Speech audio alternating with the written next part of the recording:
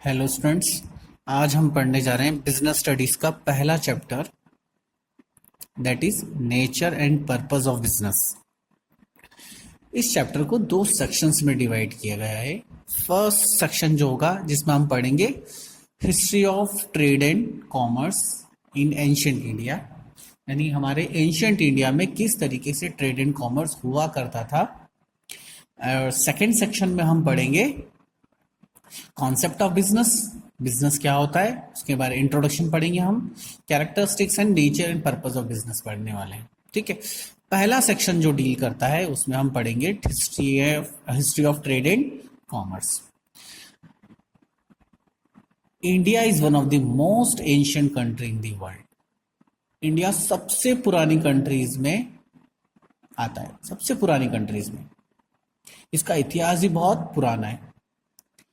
जो Indian civilisation थी, जिसको हम बोलते हैं इंडस वैली सिविलाइजेशन या हड़प्पा सिविलाइजेशन, उस टाइम से यानी आज से लगभग 5000 साल पहले, यानी 3000 BCE हड़प्पन सिविलाइजेशन हुआ था। तब से ट्रेड एंड कॉमर्स के जो हमारा चला आ रहा है, परंपरा चली आ रही है, यानी हम तब से ट्रेड एंड कॉमर्स में डील करते हैं। मोहनजोदारो भी one of the main civilisation of Indian culture, जो कि 25,000 साल यानी 4,500 साल पुरानी सभ्यता है। इन आर्कियोलॉजिकल एविडेंसेस के अकॉर्डिंग हमको पता चलता है कि इन दोनों सभ्यताओं का, इन दोनों सिविलाइजेशंस का बिजनेस के थ्रू रिलेशनशिप थे मेसोपोटामिया के साथ। मेसोपोटामिया एक सिविलाइजेशन है जो कि वेस्ट एशिया से आती है। वेस्ट एशिया में आता है इराक, कुवैत, ईरान, सीरिया, ऐसी कंट्रीज सारी आती है वेस्ट एशिया में, जो कि मेसोपोटामिया की सभ्यताओं से बनी हुई है। तो ये जो इनके बीच में रिलेशनशिप थे वो बड़े स्ट्रांग हुआ करते थे, इंपोर्टेंट एक्सपोर्ट हुआ करता था। जनरली पहले के टाइम में मनी नहीं हुआ करता था, पैसा नहीं हुआ करता, जैसे आज के फॉर्म में करेंसीज हैं, नोट्स हैं। पहले के टाइम पे एंशिएंट इंडिया में जनरली बार्टर सिस्टम यूज हुआ करता था। बार्टर सिस्टम का मतलब होता है किसी एक गुड्स के बदले दूसरा गुड्स एक्सचेंज में करना। यानी जैसे हम यहां से कुछ सामान भेज रहे हैं तो उधर से हम कुछ पैसे नहीं लेते थे, हम उसके बदले में कोई दूसरा सामान खरीदते थे जो हमारे पास नहीं था। जनरली पहले जो बार्टर सिस्टम में प्रॉब्लम्स हुआ करती थी कि हम वही सामान दे पाते थे जो हमारे पास एक्सेसिव में है, ज्यादा क्वांटिटी में।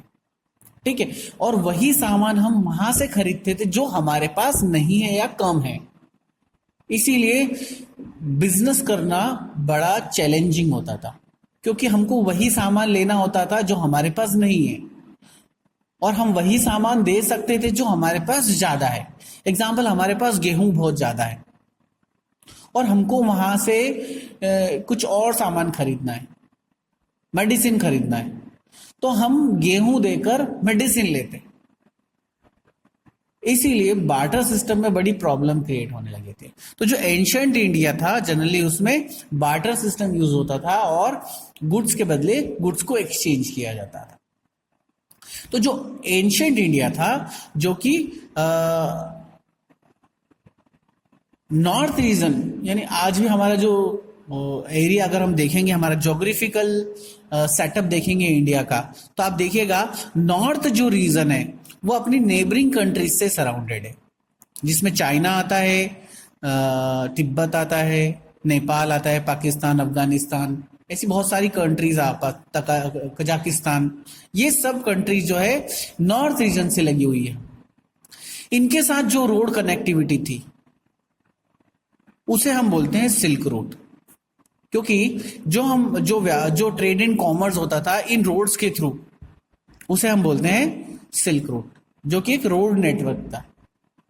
इंडिया एंशिएंट टाइम से ही इन रूट्स के थ्रू, इन रोड के थ्रू अपना व्यापार, ट्रेड एंड कॉमर्स करता आ रहा था।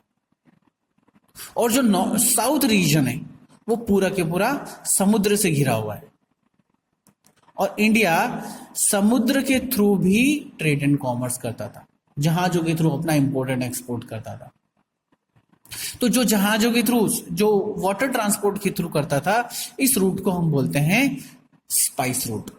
जनरली क्योंकि साउथ रीजन जो इंडिया का है वहां पर जनरली स्पाइसेस यानी मसाले वगैरह ज्यादा प्रोड्यूस किए जाते थे, यानी वहां से मसालों का एक्सपोर्ट हुआ करता था, इसीलिए। और वो क्यों होता था? क्योंकि वो वाटर के थ्रू एक्सपोर्ट किया जाता था टू डिफरेंट कंट्रीज, इसीलिए इस रूट का जो नाम रखा गया वो रखा गया है स्पाइस रूट।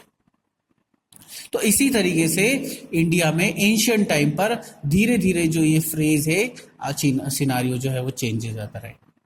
नेक्स्ट वीडियो में हम देखेंगे कि किस तरीके से एंशियंट इंडिया में ट्रेड एंड कॉमर्स हुआ करता था।